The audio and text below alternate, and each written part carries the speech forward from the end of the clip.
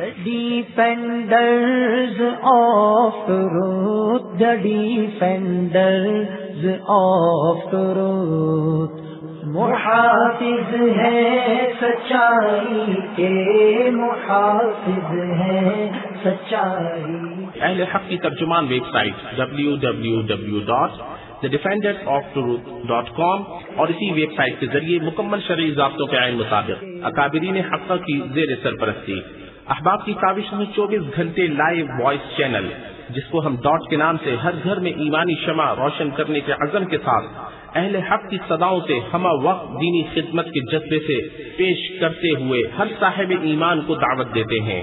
حضرت اقدس مفتی سعید احمد جلال پوری کی سرپرستی کے ساتھ، حضرت طالب علم کی مکمل رہبری میں فکر حق کی ترجمانی کے ساتھ، ابو بکر عمر عثمان علی کی فراست اور ذکاوت کے ساتھ، مفتی محمود اور اقرا بھائی کی مکمل توجہات کے ساتھ، استاد ابو فواز اور خوشبو قرآن کی مہک کے ساتھ، انور بھائی اور زہیب محمد کی خصوصی کاوشوں کے ساتھ، متعلم بھائی اور ابو معاویہ کی صدائے حق کی گرج کے ساتھ، محمود بھائی اور حکیم اختر بھائی کی اصلاحی رہنمائی کے ساتھ، یہ سب معطر پھول ہیں اس خوبصورت گلشن اور حسین گلدستے کے جس کا نام ہے ڈاٹ۔ ابلاغوں میڈیا کی جنگ میں سارے نشان ہیں یہ،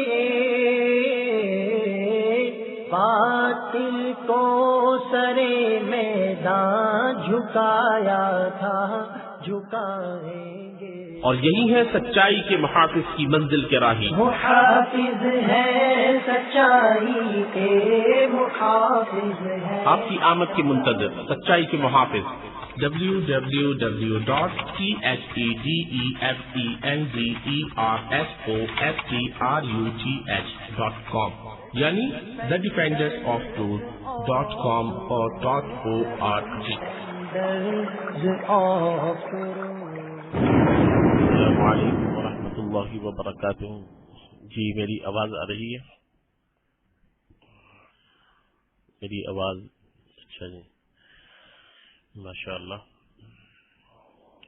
جیسا کہ آپ حضرات کو معلوم ہے اور ہم نے یہ ترتیب بھی بنائی تھی، ڈاٹ فارم کے آج کا خصوصی پروگرام حضرت اقدس مولانا مفتی محمد انور اکاڑوی صاحب دامت برکاتہم العالیہ ساتھ، اور جیسے آپ اعلانات میں بھی پڑھتے رہے ہیں، ویب سائٹ پہ بھی اس کا ایڈ جو ہے وہ موجود ہے، اور یہاں پہ بھی احباب کو پتہ چلتا رہا ہے۔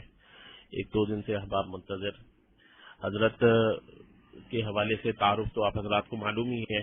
میں جیسا کہ پہلے بھی حضرت نے جو ہے خصوصی شفقت فرمائی ہمارے اس ڈاٹ چینل پہ، اور حضرت کے وہ 3 یہاں جو ہم نے پروگرام یہاں پر ہوئے تھے، اور الحمدللہ وہ آج تک جو ہے اس سے ایک بہت بڑی دنیا جو ہے اس سے مستفید ہوتی رہی، مختلف موضوعات پر۔ فتنوں کا دور ہے، آپ حضرات کو معلوم ہے اس طرح کہ آج کل ہم جس دور سے گزر رہے ہیں، تو ان فتنوں کے دور سے، ان فتنوں سے بچنے کا ایک طریقہ صرف اور صرف تو یہی اپنے حضرات سے سنا ہے کہ اکابر کی انسان جو ہے صحبت میں رہے، علماء سے جو ہے وہ ایک تعلق اور رابطے میں رہے، اور حضرت جیسی شخصیت جو مناظر اسلام ہے عظیم، اور صرف غیر مقلدیت ہی نہیں، کے علاوہ جتنے بھی دیگر فرقہ باطلہ ہیں اس پر آپ جو ہے ماشاءاللہ ایک بہت ایک علمی ذوق، ایک بہت بڑے محقق ہیں۔ اس وقت آپ کے بڑے بھائی حضرت مولانا مفتی امین اکاڑوی صاحب رحمۃ اللہ علیہ رحمۃ واسعہ، آپ کا یہاں اس ڈاٹ کے حوالے سے ایک رشتہ ہمارا اور آپ کا ایک بہت پرانا رشتہ ہے۔ بہرحال تو حضرت آج یہاں ہمارے اس ڈاٹ فارم میں موجود ہیں، حضرت کو خوش آمدید کہتے ہیں، اور اس کے ساتھ ساتھ جو اس وقت ویب سائٹ کے ذریعے لنک سے جو اس وقت ہمیں جنہوں نے جوائن کیا ہوا ہے دنیا کے مختلف ممالک اور خطوں سے، مڈل ایسٹ اور یورپ، امریکہ، کینیڈا، وہ اور پاکستان کے ہمارے وہ سننے والے جو اس وقت ہمیں ویب سائٹ کے ذریعے ہمیں جو ہے وہ اس وقت جوائن کیے ہوئے ہیں اور ہمیں سن رہے ہیں، انشاءاللہ ہم سوال و جواب کا بھی وہ کریں گے۔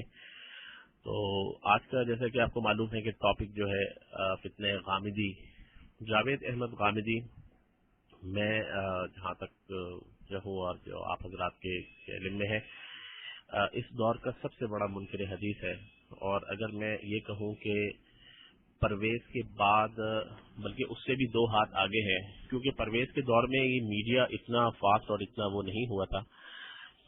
ایک بات جو ہمارے بعض دوست کہتے ہیں کہ جی رمضان میں اس حوالے سے جو پروگرام، ایک تو یہ ہے کہ ہم ڈاٹ فارم کا جو یہ پروگرام ہے مختلف حوالے سے حمد و نعت، قرات اور مختلف مہمانوں کو یہاں پر مدعو کرتے ہیں، یہ پروگرام ہوتے ہیں، لیکن آج کل ایک عام مسلمان جو ہے وہ کیونکہ ایک جدید آج کل کیونکہ میڈیا کا دور ہے، اس سے ہر آدمی جو ہے اس کے اندر ایک ایسا مبتلا ہے، اور یہ جتنے بھی یہ چینل وغیرہ ہیں ان میں اس وقت یہ فتنے جو ہیں وہ چھائے ہوئے ہیں، اور ان کے جو ہے لوگ بڑے اہتمام سے یہ پروگرام جو ہے رمضانوں میں خصوصاً بہت زیادہ دیکھتے ہیں۔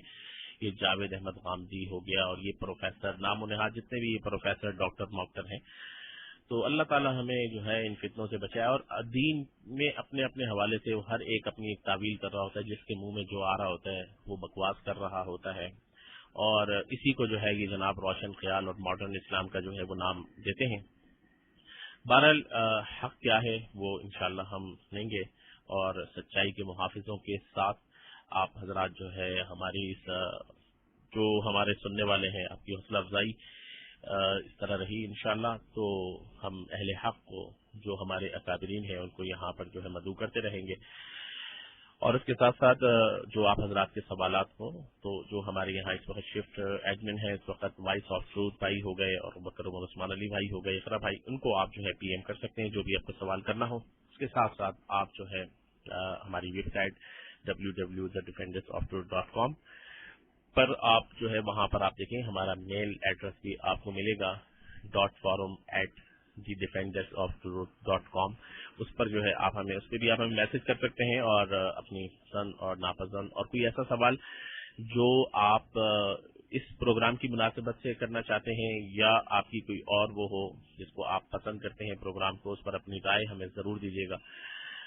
اور ایک بات اور بھی اس میں کرتا چلوں کہ ابھی جو حضرت مفتی انعام الحق صاحب دامت برکاتہم العالیہ کا پروگرام ہوا تھا، اس حوالے سے مجھ سے یہاں کچھ حضرات کے سوالات جو ہیں مطلب کچھ رہ گئے تھے، جو سوال و جواب ہوئے تھے۔ ایک سوال مجھے اصل میں ان کا بھی میسج آیا ہے، تو وہ میرا خیال ہے کہ وہ ہمیں جوائن کیے ہوئے ہیں ہمارے اس ویب سائٹ ہماری اس لنک سے۔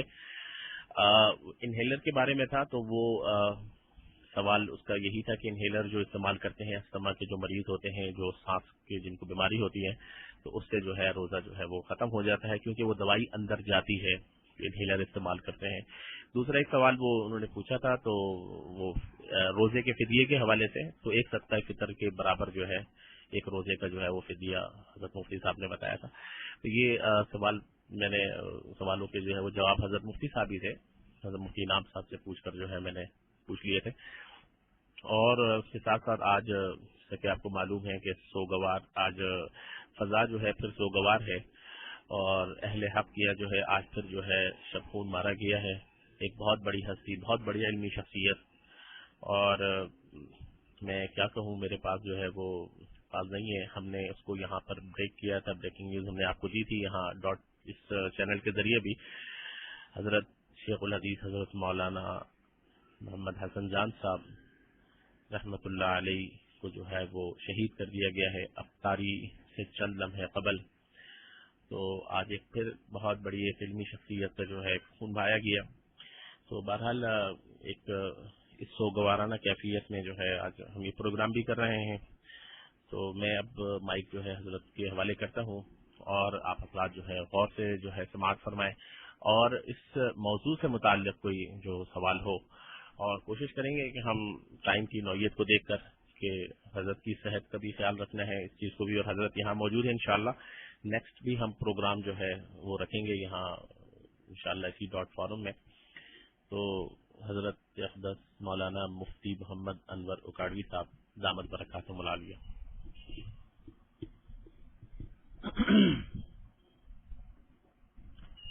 نحمده ونصلي على رسوله الكريم، أما بعد، فأعوذ بالله من الشيطان الرجيم، بسم الله الرحمن الرحيم.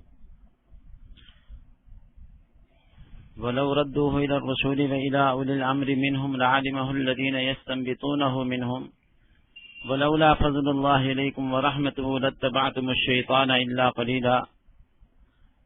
صدق الله العظيم. وبلغنا رسوله النبي الكريم ونحن على ذلك لمن الشاهدين والشاكرين والحمد لله رب العالمين۔ میرے قابل احترام سامعین،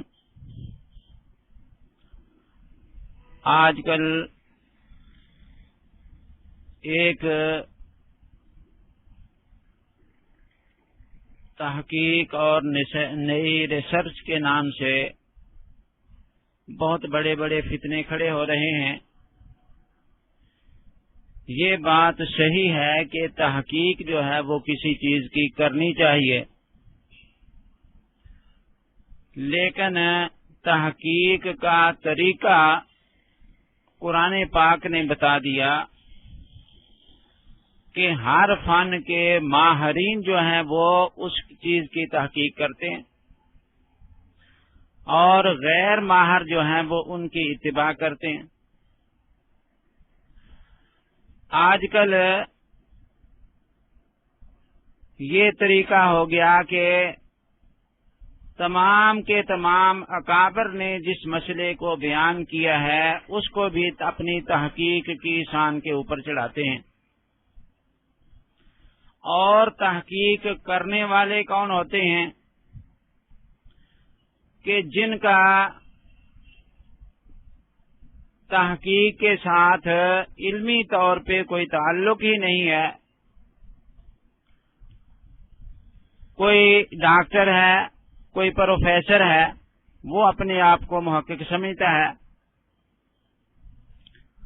جتنے یہ منکرین حدیث ہیں ان کی تو مثال وہی ہے جو کہ اکبر الہ آبادی نے کہی تھی کہ انہوں نے دین کب سیکھا ہے؟ جا کر شیخ کے گھر سے، پلے کالج کے چکر میں، مرے صاحب کے دفتر میں۔ یعنی ہمیشہ عقل یہی کہتی ہے کہ دین دینداروں سے ملے گا، اور آج کل جتنے فتنے ہیں وہ سارے کے سارے دین انگریزوں کی یونیورسٹیوں سے پڑھ کے آتے ہیں اور پھر مسلمانوں کو جو ہے وہ گمراہ کرنا چاہتے ہیں دین کے نام سے۔ کوئی مذہب ایسا نہیں ہے کہ اپنے مذہب کو غیر مذہب والوں سے لے۔ عیسائیت کو اپنے پادریوں سے لیتی ہے، اور اسی طرح یہ ہندو جو ہے وہ اپنے مذہب کو اپنے ہندوؤں سے لے گا، غیر ہندو سے اپنا مذہب نہیں لے گا۔ لیکن یہ جاوید غامدی جیسے جو ہیں وہ انگریزوں کے نصاب پڑھ کے جو ہے وہ عوام کو دین دینا چاہتے ہیں، اور یہ عقلی طور پہ غلط ہے کہ دین جو ہے وہ ہمیشہ سے جو علماء نے محنت کی ہے اسی محنت کے مطابق جو ہے وہ دین ہونا چاہیے۔ قرآن پاک کی پہلی سورت کے اندر صراط الذین انعمت علیہم، اس آیت کریمہ کے اندر اللہ تبارک و تعالی نے بتا دیا کہ کتاب اللہ صرف نہیں لینی بلکہ کتاب اللہ کو رجال اللہ سے لینا ہے۔ رجال کا معنی کتاب کے ماہرین۔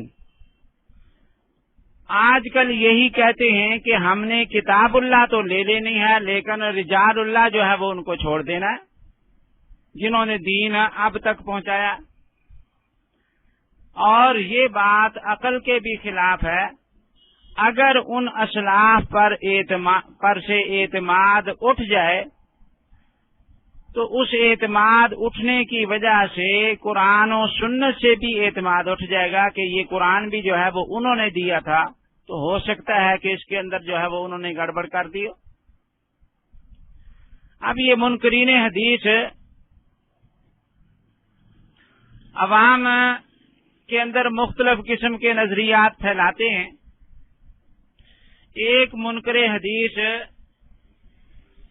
وہ یہ کہتا تھا کہ اللہ نے ایک قرآن نازل کیا تھا اور اجمیوں نے 6 قرآن جو ہیں وہ سیاستہ کے نام سے جو ہے وہ بنا دیے، اب اصل قرآن جو ہے وہ 6 کتابوں کے نیچے دبا ہوا ہے، ہم اس کو نکالنے کی کوشش کر رہے ہیں، حالانکہ یہ بات غلط ہے۔ احادیث جو ہیں وہ پیغمبر صلی اللہ علیہ وسلم کی تشریحات ہیں، یہ لوگ نام قرآن کا لیتے ہیں کہ ہم قرآن کو مانتے ہیں، حقیقت یہ ہے کہ یہ قرآن کے منکر ہیں۔ قرآن پاک کے اندر جہاں اطیع اللہ ہے وہاں اطیع الرسول بھی ہے۔ اللہ تبارک و تعالی نے خود پیغمبر صلی اللہ علیہ وسلم کا جو منصب بیان کیا ہے وہ یہ اس منصب کو یہ ماننے کے لیے تیار نہیں۔ اطیع الرسول سے اللہ تبارک و تعالی نے بتا دیا کہ وہ مطاع ہیں، ان کی اطاعت کی جائے گی۔ اسی طرح وَإِذَا جَاءَهُمْ أَمْرٌ مِّنَ الْأَمْنِ وَالْخَوْفِ أَذَاعُوا بِهِ، اس آیت کریمہ کے اندر اللہ تبارک و تعالی نے یہ بتا دیا کہ پریشانیوں کا حل پیغمبر صلی اللہ علیہ وسلم بھی ہیں اور اہل استنباط مجتہدین بھی ہیں، لیکن یہ جاوید غامدی وغیرہ جو ہیں وہ ان اہل استنباط پر سے اعتماد اٹھانا چاہتے ہیں کہ یہ جو ہے وہ انہوں نے ہمیں دین صحیح نہیں بتایا، ہم جو ہے وہ نئے سرے سے تحقیق کریں گے۔ ویسے تحقیق کا ہر ایک کو شوق ہے۔ کل ہی ایک ساتھی ملا کہ جی میں باہر تعلیم حاصل کرنے کے لیے گیا، کچھ سلفی کہلانے والے انہوں نے مجھے یہ بتایا کہ حضرت مولانا محمد زکریا صاحب رحمۃ اللہ علیہ ان کی کتابوں کے اندر جو ہیں وہ غلط قسم کے واقعات ہیں، بعض دکھائے بھی۔ تو پہلے میں جماعت کے ساتھ کچھ کام کرتا تھا، اب جو ہے وہ اس جماعت کو چھوڑ دیا ہے۔ میں نے کہا کہ پہلی بات تو یہ بتائیں کہ آپ کیا کام کرتے ہیں اور جنہوں نے آپ کو یہ وسوسہ ڈالا وہ کیا کرتے ہیں۔ کہنے لگے جی وہ انجینئر ہیں اور میں طالب علم ہوں۔ میں نے کہا کہ دیکھیے انجینئر جو ہے وہ اپنے فن کی تحقیق کر سکتا ہے، دوسرے فن کے اندر اس کو دخل دینے کا نہ شرعی حق ہے اور نہ قانونی حق ہے کہ انجینئر جو ہے وہ دل کے ڈاکٹر جو ہیں وہ ان کی بیماریاں نکالنی شروع کر دیں، ان کی جو ہے وہ غلطیاں نکالنی شروع کر دیں، یا آنکھ کے آپریشن جو ہے وہ انجینئر شروع کر دیں۔ جب ایسا نہیں ہے، ہر فن کے اندر فن والوں کو اعتراض کا حق ہوتا ہے، غیر فن والوں کو اعتراض کا حق نہیں ہوتا۔ تو اس لیے میں نے کہا کہ ان کی بات معتبر نہیں ہے۔ کتاب لکھنے والے جو ہیں وہ اس فن کے ماہر ہیں، وہ شیخ الحدیث ہیں، ساری زندگی حدیث بھی پڑھائی اور انہوں نے فقہ بھی پڑھائی۔ اب ان پہ اعتراض کرنے کے لیے کوئی انجینئر کھڑا ہو جائے اور آپ کو کہے کہ آپ تحقیق کریں۔ میں نے کہا کہ آپ کو عربی زبان کے ایک لفظ کا ترجمہ نہیں آتا، آپ کو تحقیق پہ لگا دیا۔ اس کی مثال ایسی ہے کہ میں آغا خان ہسپتال کے ماہر ڈاکٹروں کے 4 نسخے آپ کے سامنے رکھ دوں کہ آپ ذرا تحقیق کریں، تو آپ یقیناً کہیں گے کہ میں اس کی تحقیق نہیں کر سکتا، اس لیے کہ آپ نے ڈاکٹری کا فن نہیں پڑھا۔ اسی طرح آپ دین کے مسائل کی تحقیق علماء پر چھوڑ دیں، علماء الحمدللہ یہ حق ادا کر رہے ہیں۔ پھر اگر کوئی آدمی ڈاکٹری کے نسخے جو ہے وہ پروفیسروں کے پاس لے جانا شروع کر دے، کوئی اردو کا پروفیسر ہے، انگریزی کا پروفیسر ہے، تو ہر آدمی یہ کہے گا کہ اس کا مقصد تحقیق نہیں ہے بلکہ اس کا مقصد جو ہے اس فن کو تباہ و برباد کرنا ہے۔ اور یہ ایک عقلی بات ہے کہ ایک بہت بڑے ہسپتال کے اندر جو ہے اگر غیر ماہروں کو بٹھا دیا جائے اور ماہروں کو اٹھا دیا جائے تو چند دنوں کے اندر وہ ہسپتال تباہ و برباد ہو جائے گا۔ تو یہ کام میں نے کہا کہ آپ کا نہیں ہے۔ خیر آج ان کا فون آیا کہ واقعی جو ہے وہ میں بات سمجھ گیا ہوں، اللہ کرے کہ یہ بات سب کو سمجھ آ جائے۔ بہرحال آج کل یہ منکرین حدیث مختلف قسم کے نظریات ہیں ان کے۔ کوئی یہ کہتے ہیں کہ رسول کا معنی جو ہے وہ پیغام پہنچانے والا ہے، اور نبی صلی اللہ علیہ وسلم کا کام جو ہے وہ صرف اللہ کا پیغام یعنی کتاب اللہ پہنچانا تھا، وہ انہوں نے پہنچا دیا۔ جس طرح ڈاکیا خط دے کے چلے جاتا ہے تو ہمارا ان کے ساتھ کوئی تعلق نہیں ہوتا، اس لیے جو ہے وہ ان کی حیثیت بھی جو ہے وہ ایک ڈاکیے کی ہے، پیغام رساں کی ہے۔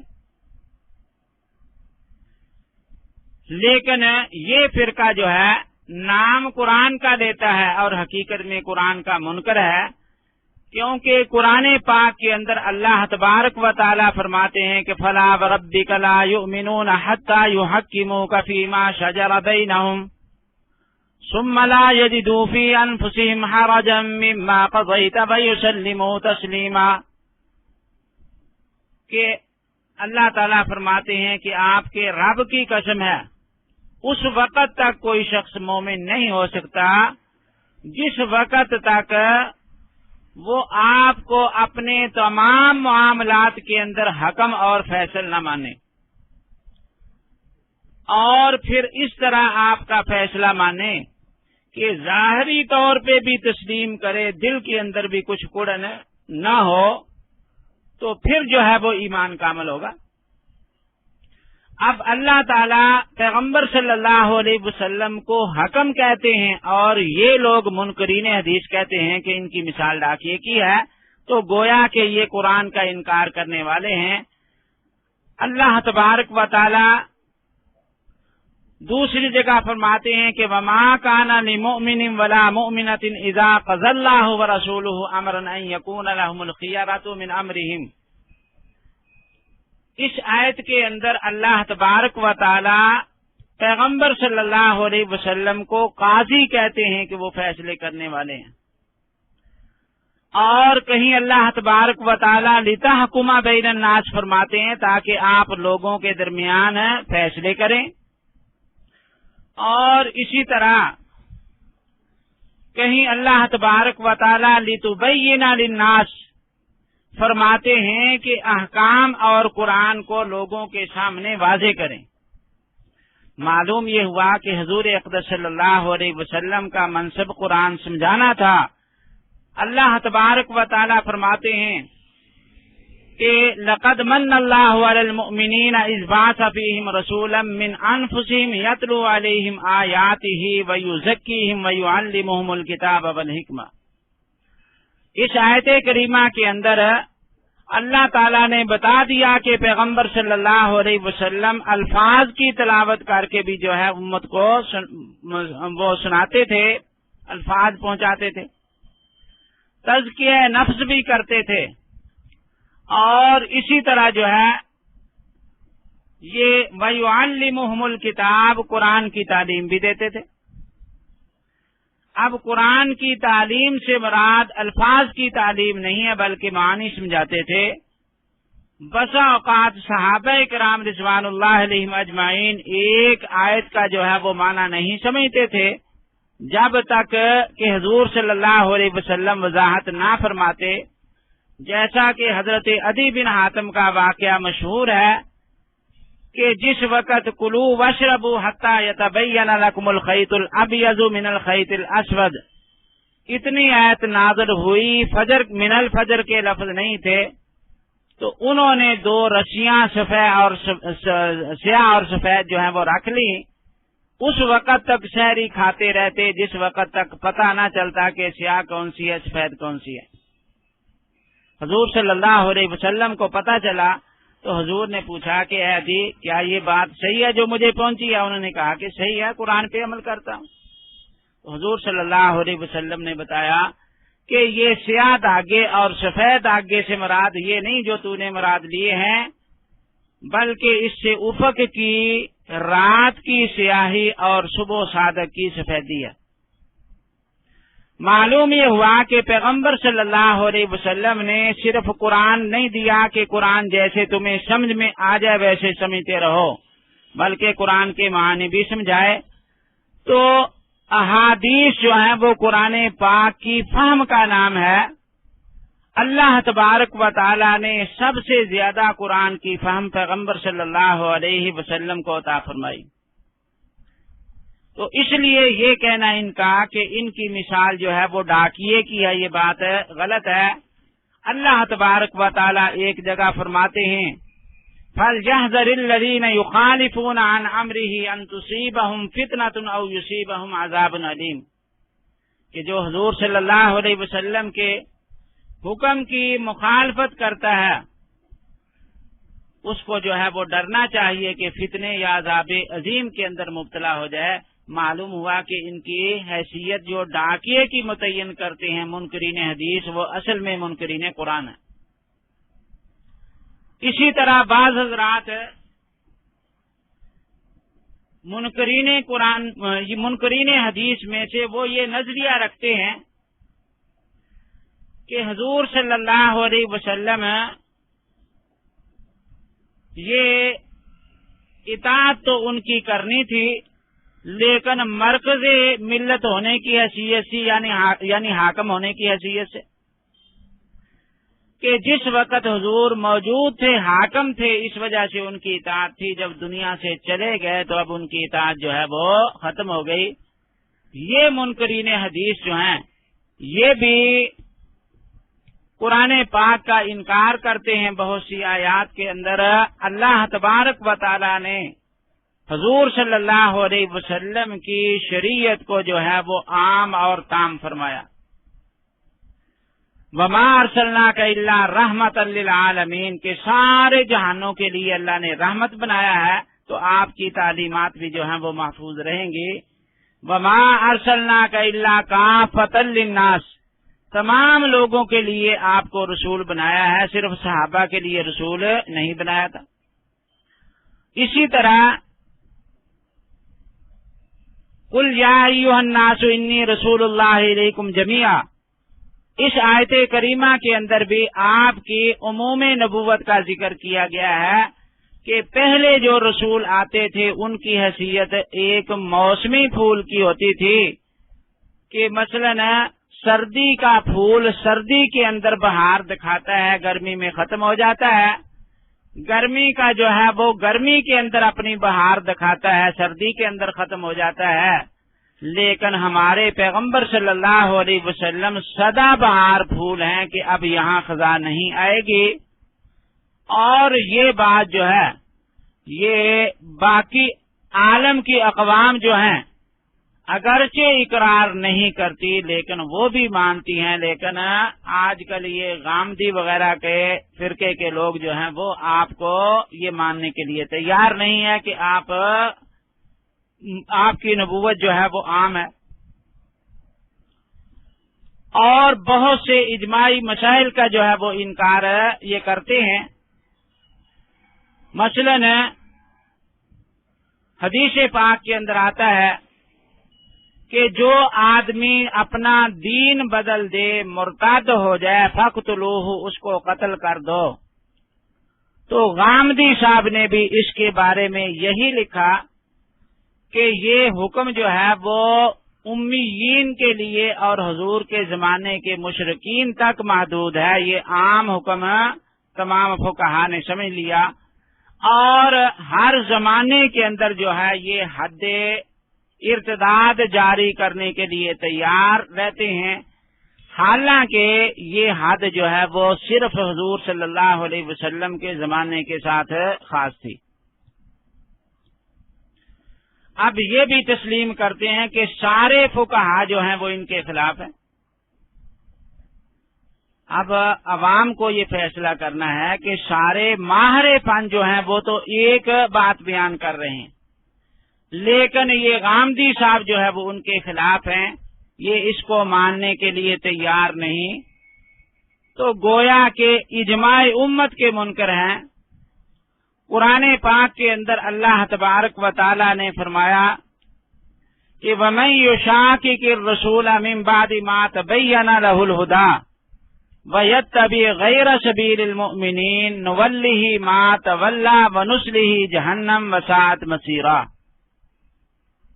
اس آیت کریمہ میں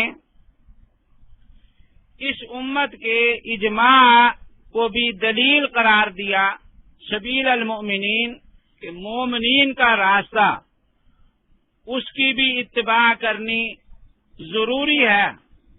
اگر کوئی رسول پاک صلی اللہ علیہ وسلم کی مخالفت کرے گا تو وہ جہنم میں جائے گا، اسی طرح مومنین کے اجماع کو سے کٹنے والا جو ہے وہ بھی جہنم کے اندر جائے گا۔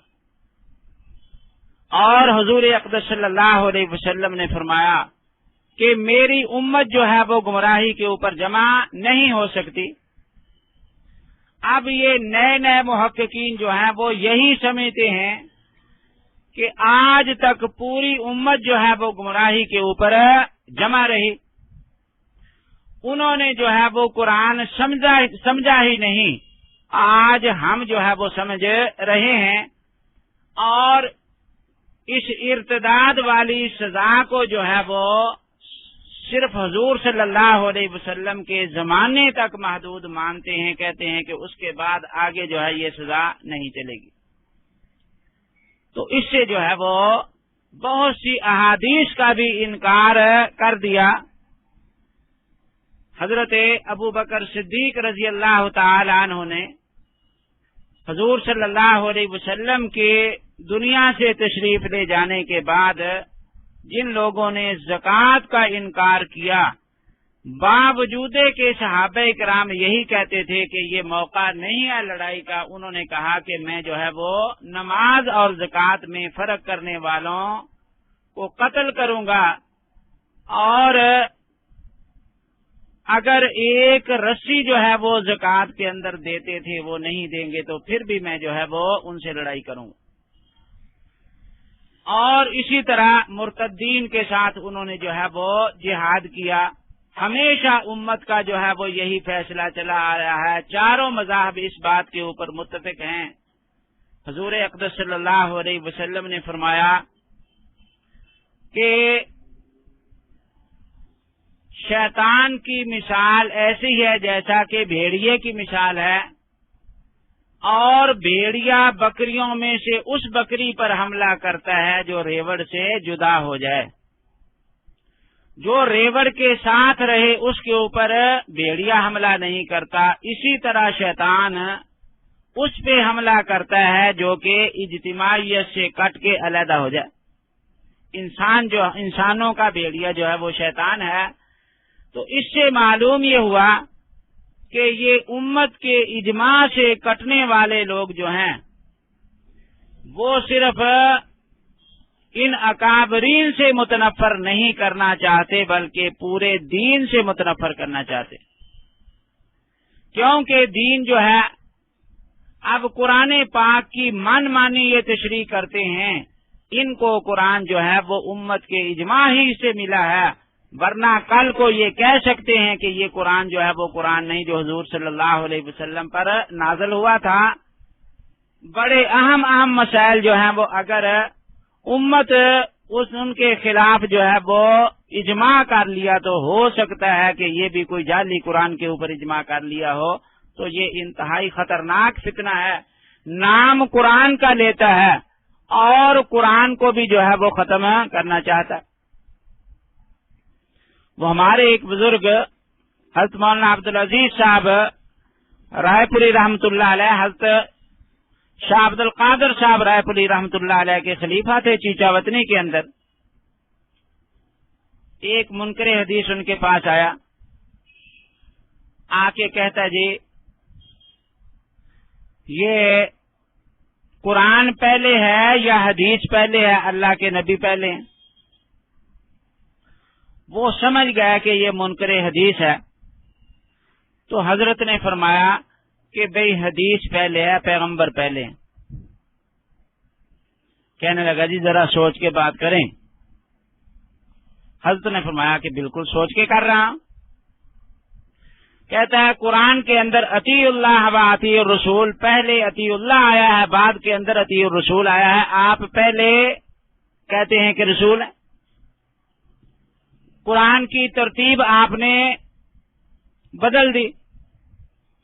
حضرت نے فرمایا کہ میں اچھی طرح قرآن کو بھی جانتا ہوں اور تیرے ذہن کو بھی میں پڑھ کے بات وہی کہہ رہا ہوں کہ پہلے جو ہیں وہ پیغمبر صلی اللہ علیہ وسلم. کہنے لگا جی دیکھو تمہاری اصول کی تمام کتابوں کے اندر یہی لکھا ہے کہ کتاب اللہ پھر سنت رسول اللہ. حضرت نے فرمایا کہ بالکل وہ ہماری کتابیں ہیں، اپنی کتابوں کو ہم اچھی طرح جانتے ہیں اور تو نے وہ کتابیں پڑھی نہیں، کسی سے سن لیا، اس لیے جو ہے وہ تو ان چیزوں کو نہیں جانتا. کہنے لگا جی سمجھ میں نہیں آتی. حضرت نے پھر سمجھایا کہ دیکھو اس قرآن پاک کا قرآن ہونا کس نے بتایا؟ صحابہ کرام کو کہ یہ قرآن ہے. آخر پیغمبر صلی اللہ علیہ وسلم نے ہی بتایا. اگر پیغمبر صلی اللہ علیہ وسلم پر اعتماد اٹھ جائے تو اس کا نتیجہ یہ ہوگا کہ اس قرآن کا قرآن ہونا جو ہے وہ بھی ثابت نہیں ہوگا.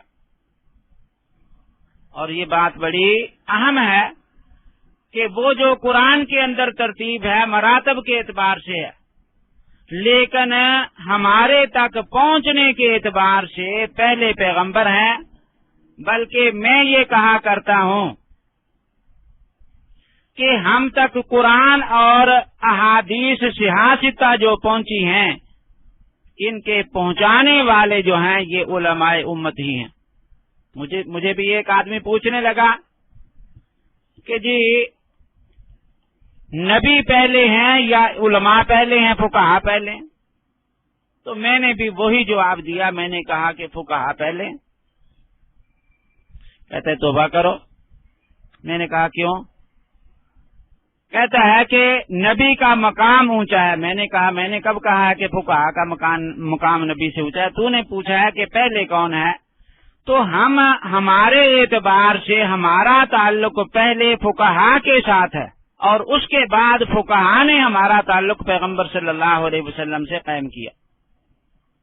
اگر درمیان میں ہم ان واسطوں کو چھوڑ دیں تو پھر جو ہے قرآن سے بھی اعتماد اٹھ جائے گا، سیاستہ سے بھی اعتماد اٹھ جائے گا. تو بہرحال یہ جو ہے وہ قرآن کا نام لیتے ہیں، بعض اوقات قرآن پاک اور احادیث میں ٹکراؤ پیدا کرتے. وہ ایک منکر حدیث کہتا تھا، آج کل اس پہ رسالے بھی شائع ہونے شروع ہو گئے، کہ دیکھو بخاری کے اندر اور قرآن کے اندر جو ہے وہ تضاد ہے. بخاری کے اندر حضرت عثمان بن مظعون رضی اللہ تعالی عنہ کی روایت ہے کہ نہا رسول اللہ صلی اللہ علیہ وسلم عن التبتل، کہ اللہ کے رسول نے یہ تبتل سے روکا ہے. تبتل کا معنی کٹ کے علیحدہ ہو جانا. اور قرآن کہتا ہے کہ وَتَبَتَّلْ إِلَيْهِ تَبْتِيلًا، کہ اللہ کی طرف جو ہے وہ تبتل کو اختیار کرو. تو سورہ مزمل کی آیت جو ہے وہ تبتل کا حکم دیتی ہے اور اللہ کے نبی تبتل سے روکتے ہیں. تو معلوم یہ ہوا کہ ان میں تضاد ہو گیا، اور جب تضاد ہے تو ہم بخاری کو چھوڑ دیں گے اور قرآن کو مانیں گے. میں نے کہا کہ جس وقت تک یہ قرآن پاک اور احادیث علماء کے پاس تھی، انہوں نے کبھی ان میں تضاد اور اختلاف پیدا ہونے ہی نہیں دیا. انہوں نے بتا دیا کہ تبتل کا معنی انقطاع ہوتا ہے. قرآن پاک کے اندر جو تبتل ہے عبادت کے اعتبار سے تبتل ہے کہ بت کی عبادت چھوڑ کے اللہ کی طرف آؤ، عیسیٰ علیہ السلام کو معبود ماننا چھوڑ کے اللہ کی طرف آؤ، عزیر علیہ السلام کی عبادت کو چھوڑ کے اللہ کی طرف آؤ. تو یہ عبادت کے اعتبار سے تبتل ہے کہ عبادت صرف اللہ کی ہوگی، غیر اللہ کی عبادت جو ہے وہ نہیں ہو سکتی. اگر کوئی آگ کی پوجا کرتا ہے تو وہ بھی تبتل اختیار کرے، اللہ ہی کی عبادت جو ہے وہ کرے۔ اور حدیث پاک کے اندر جو تبتل کی نہیں ہے، وہاں پورا واقعہ یہ ہے کہ بعض صحابہ نے حضور صلی اللہ علیہ وسلم سے یہ اجازت لی کہ ہم بیوی بچے چھوڑ کے جنگل میں چلے جائیں، تبتل اختیار کریں اور اللہ کی بات جنگل کے اندر جا کے کریں، تو حضور نے اس تبتل سے روکا ہے۔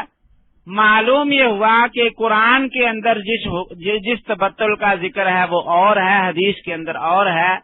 صرف لفظی اشتراک کی وجہ سے جو ہے تعارض پیدا کرنا اور پھر فیصل بن جانا، جب تک علماء کے پاس قرآن ہے، انہوں نے قرآن اور حدیث ہے، انہوں نے یہ تضاد پیدا ہی نہیں ہونے دی۔ قرآن پاک اور احادیث کے اندر ہمیشہ تطبیق دی، لیکن آج کل یہ جاہل لوگ جو ہیں وہ ان کے درمیان تضاد پیدا کرتے ہیں اور قرآن و حدیث کے اندر جو ہے وہ تحریف کرتے ہیں۔ ایک ساتھی نے مجھے بتایا کہ ملتان کینٹ کے اندر ایک مسجد میں ایک شخص ہر بدھ کو درس دیتا ہے۔ پچھلے درس میں اس نے طلاق ثلاثہ کے بارے کے خلاف جو ہے وہ درس دیا ہے، طلاق مرتان، کہ 3 طلاقیں ایک مجلس کی جو ہے وہ 3 نہیں ہوتی بلکہ ایک ہی ہوتی ہے۔ میں نے کہا کہ ٹھیک ہے، آئندہ بدھ جو ہے وہاں چلے جائیں گے۔ اب اس کا درس آگے پہنچ چکا تھا، درس یہ دے رہا ہے الم تر الی الذین خرجوا من دیارہم وهم الوف حذر الموت فقال لهم اللہ موتوا ثم احیاہم۔ اس رکوع کا اور اگلے رکوع کا درس دیا۔ اس کا ترجمہ کر کے کہتا ہے کہ فقال لهم اللہ موتوا، اس کا مطلب یہ نہیں ہے کہ یہ موت حقیقی ان پر آ گئی تھی اور پھر وہ زندہ ہوئے، بلکہ ہمارے محاورے کے اندر جیسے کہتے ہیں کہ ڈوب مر، تو یہ بھی موتو کا معنی ڈوب مر ہے، کہ ڈوب مرو کہ اتنے زیادہ ہو کہ تم بھاگ رہے ہو، جہاد سے جو ہے وہ جان چھڑا رہے ہو، دشمن تھوڑے۔ میں درمیان میں بولا کہ میں نے کہا کہ یہ ترجمہ آج تک کسی نے کیا ہے، تو مجھے کچھ ساتھی کہنے لگے کہ آپ بعد میں بات کر لینا، درس ختم ہو جائے۔ میں نے کہا ٹھیک ہے۔ آگے اسی رکوع کے اندر ان آیت ملکہ ان یاتیکم التابوت، تابوت سکینہ کا جو ہے وہ ذکر تھا۔ اب اس کے بارے میں اس نے کہا کہ بعض لوگ یہ کہتے ہیں کہ یہ کوئی صندوق تھا بنی اسرائیل کے پاس جس کے اندر تبرکات تھے انبیاء کے، اور بنی اسرائیل اس کے وسیلے سے جو ہے وہ مدد مانگتے تھے، لڑائی میں اس کو آگے آگے رکھتے تھے، تو اللہ تبارک و تعالی اس کے وسیلے سے ان کو فتح عطا فرماتے تھے۔ کہنے لگا کہ یہ بات بھی بالکل غلط ہے کہ ایسا کوئی تابوت نہیں تھا، اللہ تبارک و تعالی کے لیے جو ہے وہ ایسے وسیلے بنانا جو ہے یہ چیز صحیح نہیں۔ خیر بعد کے اندر میں نے اس کو کہا کہ دیکھو یہ جو قرآن تو نے سامنے رکھا ہوا ہے، شارف الدین صاحب کا ترجمہ تھا، اوپر تھوڑا تھوڑا حاشیہ تھا، میں نے کہا اسی حاشیے کے اوپر یہ دونوں چیزیں تیرے خلاف لکھی ہوئی ہیں۔ معارف القرآن وہاں پڑی تھی، میں نے وہ اٹھائی، میں نے کہا کہ دیکھو یہ دونوں باتیں لکھی ہیں کہ واقعی ان پر حقیقی موت آئی تھی، اور حقیقی موت کے بعد اللہ ایک نبی جو ہے وہ وہاں سے گزرے، ہڈیاں بوسیدہ ہو چکی تھی، ان کی دوا کے ساتھ جو ہے وہ اللہ تعالی نے پھر ان کو زندہ کر دیا۔ تو یہ اللہ تبارک و تعالی زندہ کرنے والے تھے، اور یہ اس وقت کے نبی کا معجزہ تھا کہ اس کی دعا سے جو ہے وہ ایسا کام ہو گیا۔ اسی طرح تابوت سکینہ کے بارے میں تمام تفاسیر کے اندر یہی بات لکھی ہے، تو آج تیری عقل کے اندر یہ بات نہیں آتی، تو قرآن پاک کی تحریف کر رہا ہے۔ فقال لهم اللہ موتو، موتو کا معنی کہیں پورے قرآن کے اندر ڈوب مرو کہیں نہیں آیا۔ کہتا ہے جی موت کے اور بھی بہت سے معنی آتے ہیں، نیند کے اوپر بھی موت کا اطلاق ہوتا ہے۔ میں نے کہا سب پہ ہوتا ہے، لیکن جو تو تحریف کر رہا ہے یہ معنی جو ہے وہ کہیں نہیں۔ تو بہرحال یہ لوگ آج کل قرآن پاک کے درس دے رہے ہیں اور قرآن پاک کے معنی کی تحریف کرتے ہیں۔ تو اسی طرح جو ہے وہ ایک گروہ ان کا وہ ہے جو یہ کہتا ہے کہ پیغمبر صلی اللہ علیہ وسلم مرکز ملت ہونے کی حیثیت سے اطاعت ہوتی تھی، اور جب دنیا سے چلے گئے اب ان کی اطاعت نہیں، جیسا کہ جاوید صاحب نے یہ کہا کہ حد ارتداد جو ہے وہ صحابہ کے زمانے کے ساتھ خاص تھی، جن کے بارے میں امیین یا مشرکین کا لفظ بولا ہے ان کے لیے ہے، ہمارے لیے نہیں ہے، اور اس کے اوپر کوئی دلیل نہیں دی۔ دوسری طرف پوری امت کا اجماع ہے۔ اسی طرح یہ جاوید صاحب تصوف جو ہے وہ اس کے بھی خلاف ہے۔ آج کل اکثر منکرین حدیث وہ تصوف کو کہتے ہیں کہ ہندو جوگیوں سے بعض مسلمانوں نے یہ چیزیں لے لی ہیں، حالانکہ قرآن پاک کے اندر وَيُزَكِّيهِمْ کی آیت کے اندر جو ہے وہ اسی تصوف کا ذکر ہے کہ پیغمبر صلی اللہ علیہ وسلم تزکیہ نفس بھی فرماتے تھے۔ تزکیہ نفس کا مطلب یہی ہے کہ دلوں کے روگ جو ہے وہ دور کرنا، ایمان کی طرف لانا، کفر کی نجاست سے دل کو پاک کرنا، بدعت کی نجاست سے دل کو پاک کرنا، فسق و فجور سے جو ہے وہ دل کو پاک کرنا، اللہ کی محبت جو ہے وہ دل کے اندر ڈالنا۔ اور حدیث جبریل علیہ السلام کے اندر اس کو احسان کے ساتھ تعبیر کیا گیا ہے کہ حضرت جبریل علیہ السلام نے یہ پوچھا کہ مل ایمان، پھر مل احسان، کے ایمان کیا ہے، احسان کیا ہے، پھر اسلام کیا ہے، پھر احسان کا سوال کیا۔ تو حضور اقدس صلی اللہ علیہ وسلم نے اس احسان کا معنی یہ بتایا کہ ان تعبد اللہ کأنک تراہ فإن لم تکن تراہ فإنہ یراک، کہ احسان یہ ہے کہ اللہ کی تو ایسے عبادت کر گویا کہ تو اللہ تبارک و تعالی کی تجلیات کا مشاہدہ کر رہا ہے، اور اگر یہ مقام حاصل نہ ہو، اس کو مقام مشاہدہ کہتے ہیں، تو پھر کم از کم مقام مراقبہ ہو کہ یہ تصور کر لے کہ اللہ مجھے دیکھ رہے ہیں، کیونکہ جب ملازم اس کو یہ پتا ہو کہ مالک مجھے دیکھ رہا ہے تو وہ کبھی جو ہے وہ کام کے اندر کوتاہی نہیں کرتا۔ تو اس وجہ سے جب یہ تصور ہو گیا کہ اللہ دیکھتے ہیں تو اب جو ہے وہ کبھی اللہ کی نافرمانی نہیں کرے گا، اور کبھی جو ہے وہ نیکی کے اندر جو ہے وہ کوتاہی نہیں کرے گا، اللہ کا حکم فوراً بجا لائے گا، اور جو ہے گناہوں سے بچے گا، نماز کبھی نہیں چھوڑے گا کہ اللہ دیکھ رہے ہیں۔ اسی کا نام تصوف ہے۔ وہ ایک بزرگوں کا مشہور واقعہ ہے کہ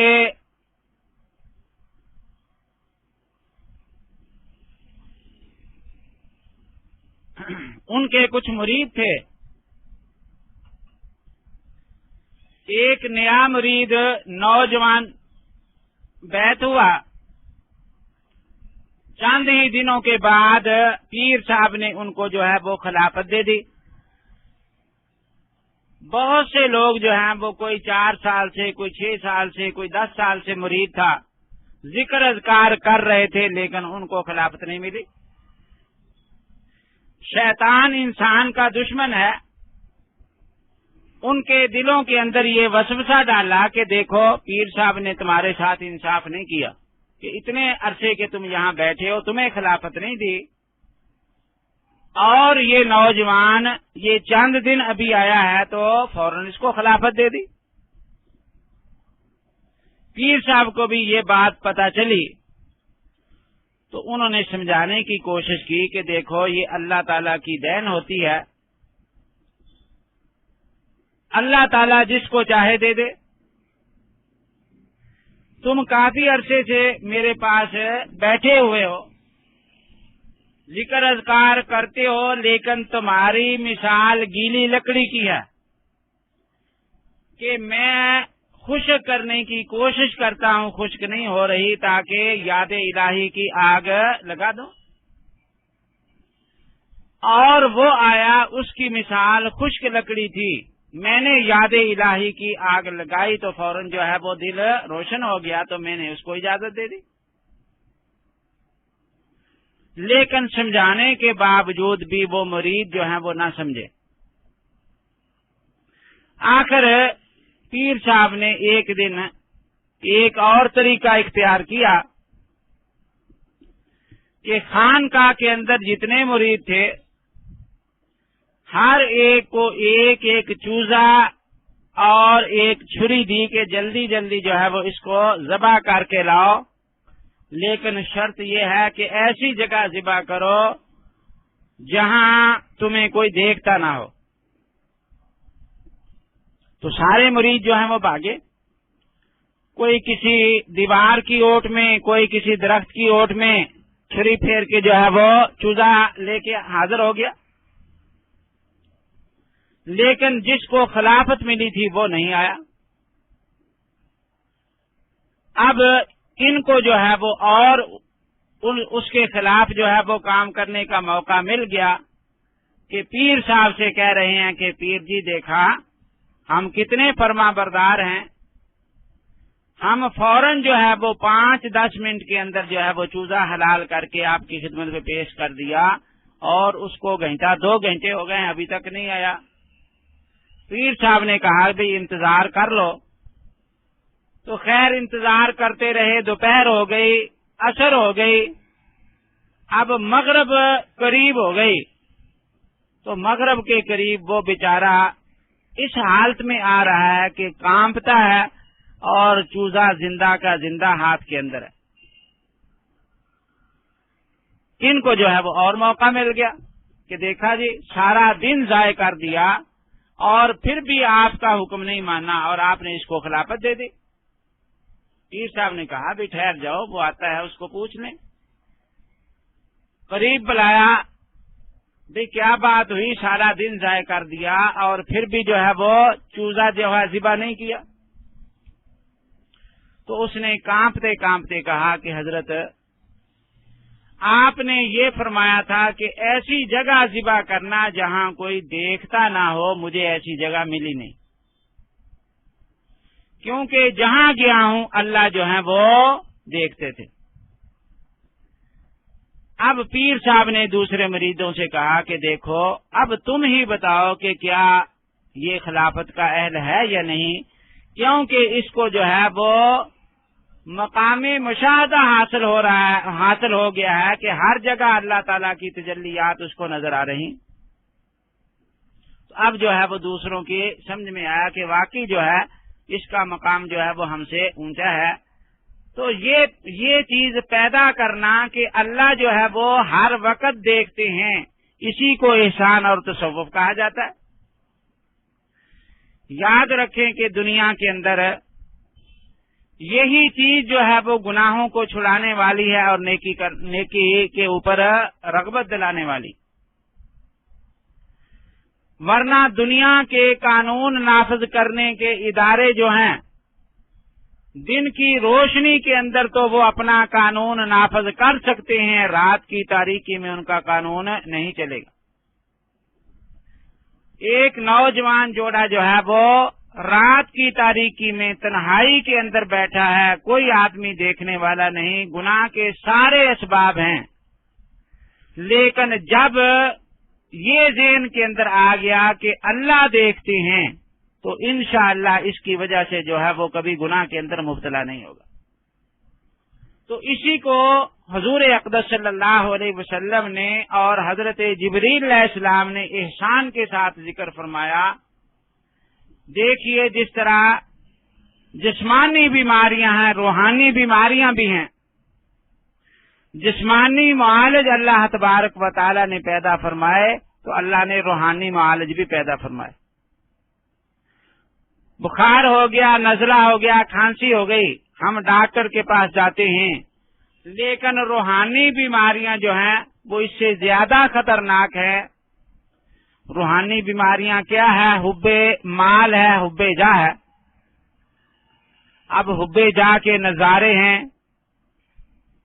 کہ ملک کی سربراہی کے لیے جو ہے وہ اس طرح لڑ رہے ہیں حب جاہ کی خاطر کہ یہ بھی نہیں سوچتے کہ کہیں یہ ملک کی تباہ و برباد نہ ہو جائے. ووٹوں کے دنوں کے اندر ہر آدمی کی کوشش یہ ہوتی ہے کہ میں کامیاب ہو جاؤں. رشوت چلتی ہے، قتل ہوتے ہیں یہ حب جاہ کی بنا کے اوپر. اور اسلام کیا کہتا ہے؟ حضور صلی اللہ علیہ وسلم نے فرمایا کہ اگر مجھ سے کوئی منصب طلب کرے گا تو میں اس کو نہیں دوں گا، اس کو دوں گا جو منصب طلب نہ کرے اور اس میں اہلیت ہو. تو معلوم یہ ہوا کہ حب جاہ بہت بڑی بیماری ہے. حب مال ہے، حسد ہے، بخل ہے، کینہ ہے، بدعت کی طرف رغبت ہے. سارا دن آدمی ٹی وی پہ بیٹھا رہے تو دل نہیں اکتاتا، نماز کی طرف جو ہے وہ دل جانے کو نہیں چاہتا. اب یہ ساری کی ساری روحانی بیماریاں ہیں، ان کا بھی کوئی نہ کوئی علاج ہونا چاہیے. ان کا علاج جو ہے وہ جسمانی حکیم یا ڈاکٹروں کے پاس نہیں کہ کسی ڈاکٹر کے پاس جائے کہ ڈاکٹر صاحب کوئی ایسا سیرپ تجویز کر دو کہ نماز کی رغبت جو ہے وہ پیدا ہو جائے. ایسی گولی جو ہے وہ لکھ دو کہ جس گولی کے کھانے سے جو ہے وہ یہ حب جاہ ختم ہو جائے. کوئی ایسا ٹیکہ لگا دو کہ اس ٹیکے کی وجہ سے جو ہے وہ آپس کے اندر الفت اور محبت پیدا ہو جائے اور آپس کے اندر جو عداوتیں ہیں وہ ساری کی ساری ختم ہو جائے. ان بیماریوں کا علاج جسمانی ڈاکٹروں اور حکیموں کے پاس نہیں ہوگا. اللہ تبارک و تعالی نے یہ علاج پیغمبر صلی اللہ علیہ وسلم کو دیا، تزکیہ نفس کی شکل کے اندر. اور حضور صلی اللہ علیہ وسلم سے یہ علاج صحابہ کرام نے تابعین کو آگے تبع تابعین سے چلتا چلتا ہم تک پہنچا ہے.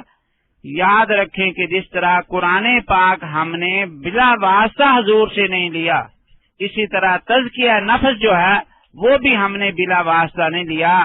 اس کے جو ہے وہ 4 سلسلے ہیں: چشتی، قادری، نقشبندی، سہروردی. ہاں یہ بات صحیح ہے کہ جس طرح جعلی ڈاکٹر بھی پیدا ہو جاتے ہیں لیکن جعلی کو دیکھ کر ہم اصلی کو چھوڑتے نہیں، اسی طرح جو ہے وہ اگر اس تصوف کے اندر کوئی جعل سازی آ گئی ہے تو اس کی وجہ سے ہم اصل کا انکار نہیں کریں گے. لیکن یہ منکرین حدیث اور غیر مقلدین ان کا یہی ہے کہ پورے کے پورے تصوف کا انکار جو ہے وہ کر دیتے. اسی طرح عجیب عجیب وسوسے بعض اوقات جو ہے وہ انسان کے دلوں میں ڈالتے ہیں. ایک جگہ ایک ساتھی نے بتایا کہ یہاں ایک منکر حدیث ہے اور عوام کو یہ کہتا ہے کہ دیکھو دکاندار کچھ نہ کچھ جو ہے وہ سودا بیچتے وقت ہیرا پھیری کر لیتا ہے. اگر تم نے ہیرا پھیری کر لی تو حدیث یہ کہتی ہے کہ لا ایمان لمن لا امانت لہ، وہ کافر ہو جائے گا تو تم کافر ہو جاؤ گے حدیث کو مان کر. اس لیے جو ہے قرآن کو صرف مانو، حدیث جو ہے حدیث کے ماننے سے تمہارا ایمان ہی جائے گا، مسلمان ہی نہیں رہو گے. اور اسی طرح بعض آدمیوں کو یہ کہا کہ دیکھو بخاری شریف کے اندر حدیث ہے کہ حضور صلی اللہ علیہ وسلم نے فرمایا کہ مکھی کھانے کے اندر گر جائے تو اس کو نکال کے کھانا استعمال کر لو. کہتا ہے طبیعت ہی نہیں چاہتی، گھن کھاتی ہے طبیعت. تو یہ جو ہے وہ مکھی والا کھانا جو ہے وہ کھانا پڑے گا اگر حدیث کو مان لیا. اس لیے بہتر یہ ہے کہ تم حدیث کو چھوڑ دو، بخاری کو چھوڑ دو، قرآن کو جو ہے وہ مانو. میں وہاں گیا تو ایک ساتھی کہنے لگا جی اس کو بلا کے لاؤ. میں نے کہا بلا کے لے آؤ. میں نے کہا کہ تو نے یہ باتیں کی ہیں. کہنے لگا میرے سامنے انکار کر دیا کہ نہیں میں نے یہ باتیں نہیں کی، لیکن وہی مجلس کے اندر آدمی بیٹھے تھے کہ فلاں فلاں جگہ تو نے یہ بات کہی ہے. میں نے کہا کہ دیکھو اب یہ کہتا ہے کہ مکھی والا کھانا کھانا پڑے گا اگر بخاری کو مانا. میں نے کہا کہ اگر بخاری تو چھوڑ دے، حدیث چھوڑ دے، تو پھر کھانا نہیں تجھے مکھی بھی کھانی پڑے گی. کیوں؟ اس لیے کہ قرآن تو یہی کہتا ہے کہ کل لا اجد فیما اوحی الی محرما علی طاعم یطعمہ الا ان یکون میتۃ او دما مسفوحا او لحم خنزیر. قرآن نے جو حرام چیزیں ذکر کی ہیں، مردار کا ذکر کیا اور اسی طرح خنزیر کا ذکر کیا اور دم مسفوح کا جو ہے وہ ذکر کیا، بہنے والا خون جو ہے وہ حرام ہے.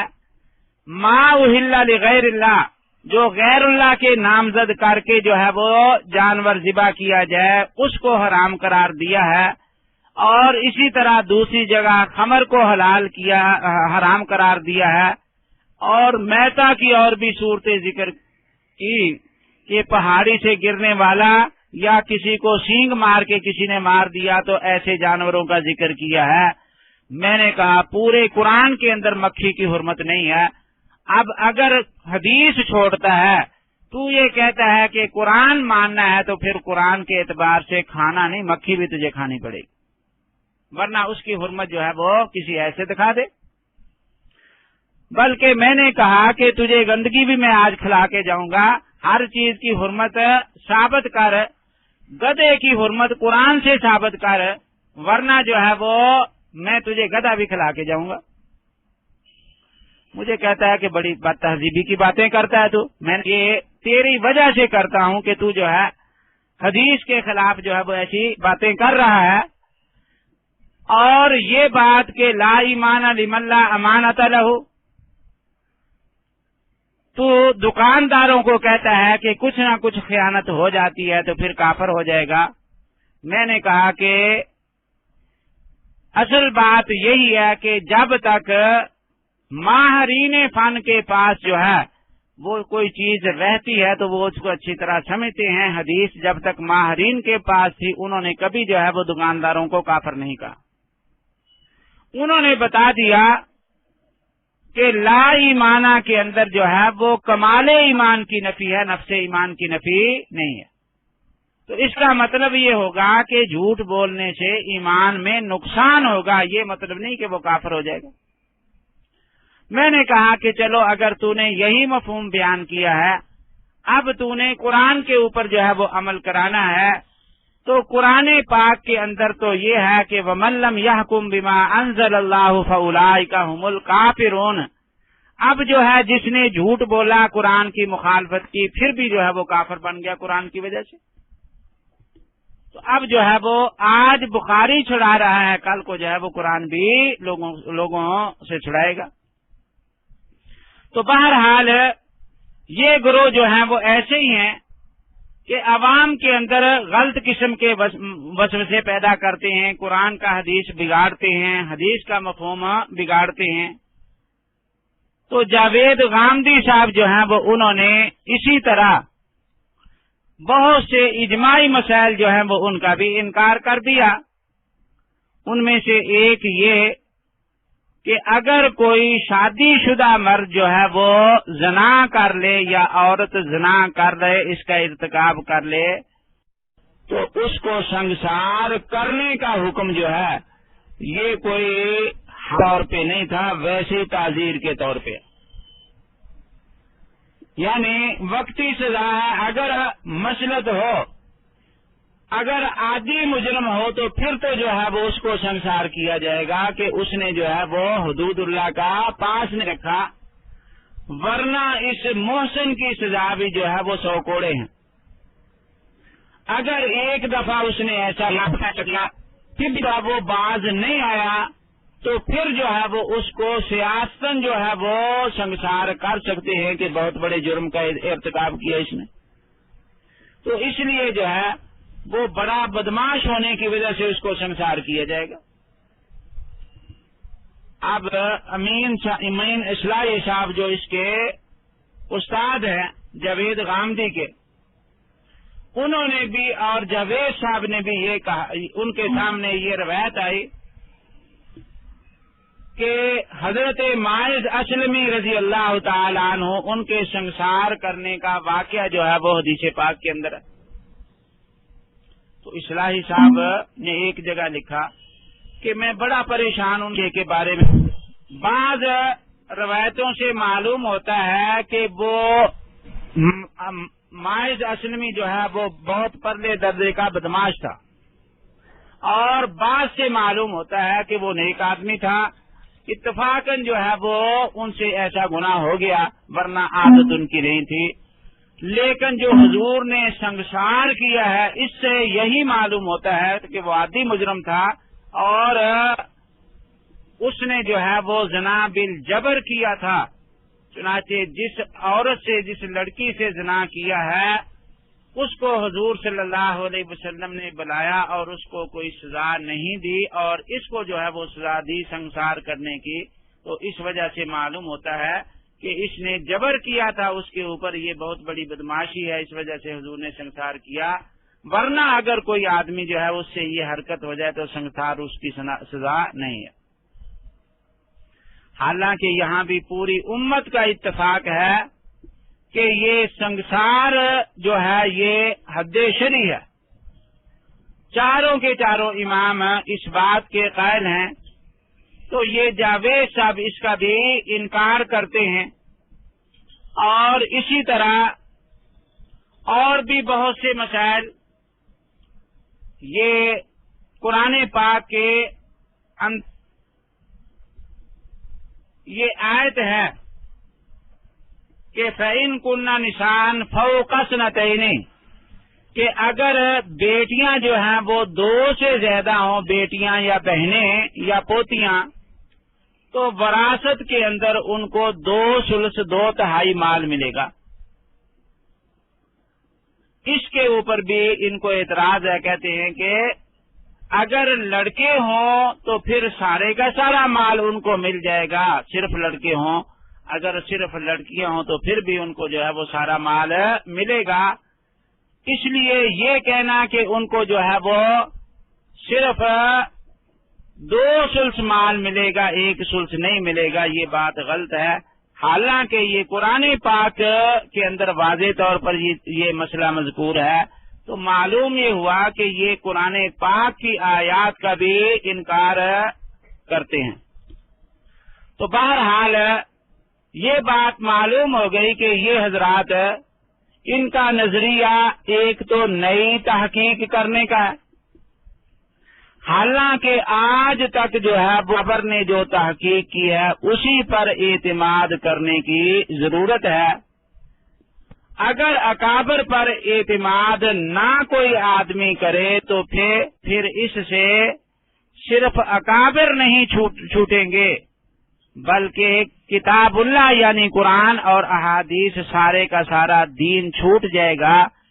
क्योंकि जिन आयात की ये नई तशरीह कर रहे हैं या जिन रिवायात को लेते हैं, तो वो भी उन अकाबर से जो है वो हम तक पहुंची है जिन पर इनका एतमाद नहीं। और जो काबिले एतमाद ना रहे तो उसकी एक बात मशकूक नहीं होगी, सारी की सारी चीजें जो है वो मशकूक हो जाएंगी। एक बात तो मैंने ये समझाने की कोशिश की है, अल्लाह करे कि ये बात समझ में आ जाए। दूसरी बात ये कि हर फन के अंदर तहकीक का हक फन वालों को होता है, माहरीन फन को होता है, गैर माहरों को नहीं होता। इस पे एक वाकया जो है वो सुना के मैं खत्म करता हूँ। एक साथी गुजरांवाले के, उन्होंने सुनाया कि मैंने 4 महीने तबलीगी जमात के साथ लगाए और तबलीगी जमात के साथ 4 महीने लगाने के बाद जब आया तो दाढ़ी रख ली थी, पहले दाढ़ी नहीं थी। अब जो है वो नमाजी बन गया, बल्कि पिछली नमाजें जो हैं वो भी लुटानी शुरू कर दी। ये बालग होने के बाद जो नमाजें रह गई हैं वो जो है वो अदा कर लूं। मेरे मामू जो हैं वो आजाद ख्याल थे, वो आ गए। आजकल जिस तरह ये लोग हदीस का इनकार करते हैं, एक गुरु जो है वो फिका का भी इनकार करता है, और असल के अंदर ये सारे के सारे एक ही मर्ज के मरीज हैं कि अकाबर के ऊपर जो है वो एतमाद नहीं है और नई तहकीक करनी है और तहकीक भी जाहलों से करानी है। खैर वो आ गए कि बेटा जरा तहकीक करो, नमाज जो पढ़ते हो ये सही है या सही नहीं।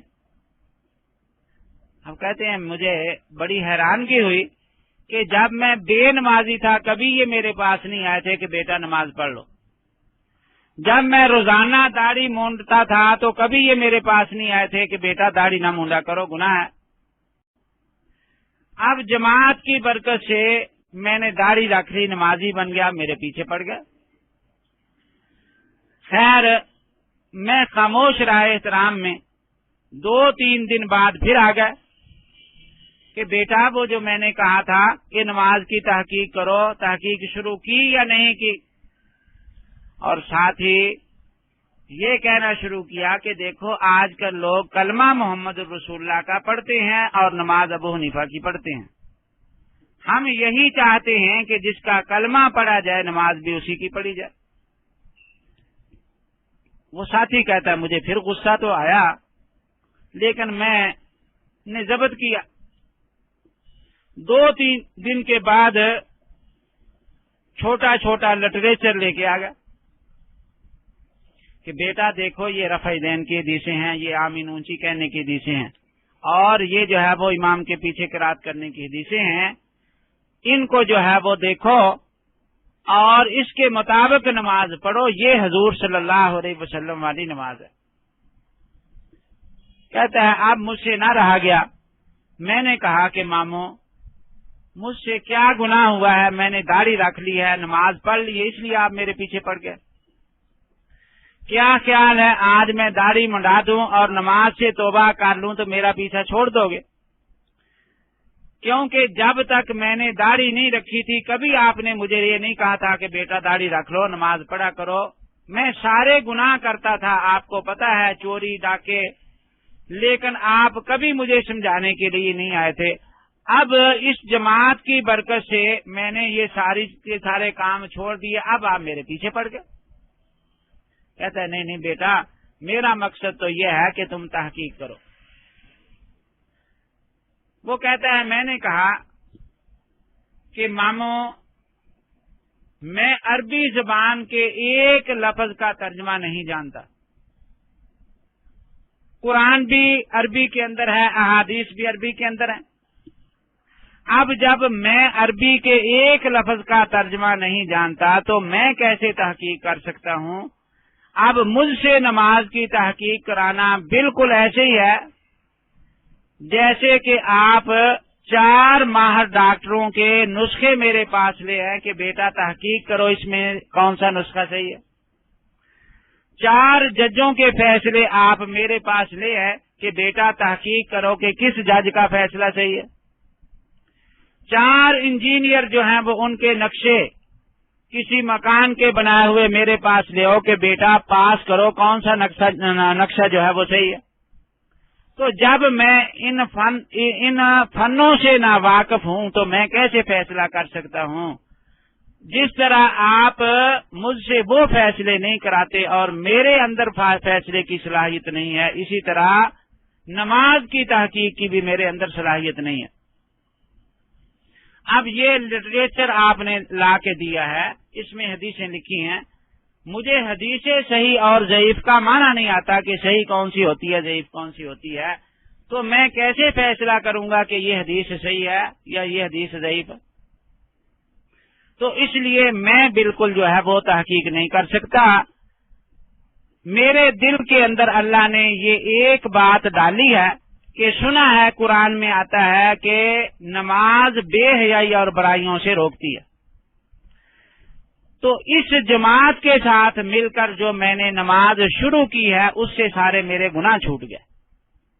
इसलिए जिस नमाज ने गुनाह छुड़ा दिए हैं बस मेरे लिए और तहकीक करने की जरूरत नहीं है। मैं यही समझता हूं कि ये वही नमाज है जिसका कुरान के अंदर जिक्र है।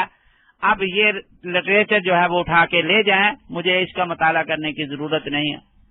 बाकी आप जो नमाज की दावत देते हैं, आपकी नमाज पढ़ने वाले, मैंने कहा कि इसी गुजरांवाले के अंदर थोड़े दिन हुए उन्होंने एक ट्राली लूटी है, तो ये आपकी नमाज का असर है। और जिस नमाज को आप खिलाफे सुन्नत कहते हैं उसका असर ये है कि मैं नमाजी बन गया और सारे के सारे गुनाह मुझसे छूट गए।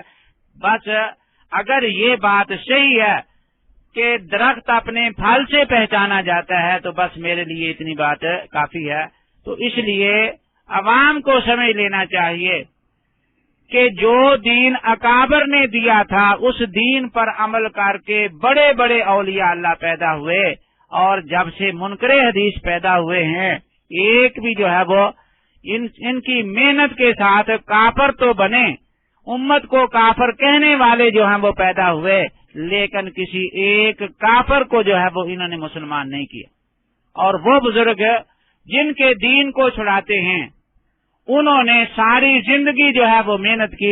हज़रत ख्वाजा मोइनुद्दीन चिश्ती अजमेरी रहमतुल्लाह अलैह ने 90 लाख हिंदुओं को कलमा पढ़ाया, अकेले वो शख्स। तो जिन्होंने काफरों को मुसलमान किया उनको कहते हैं कि वो बेदीन थे, नऊज़ बिल्लाह।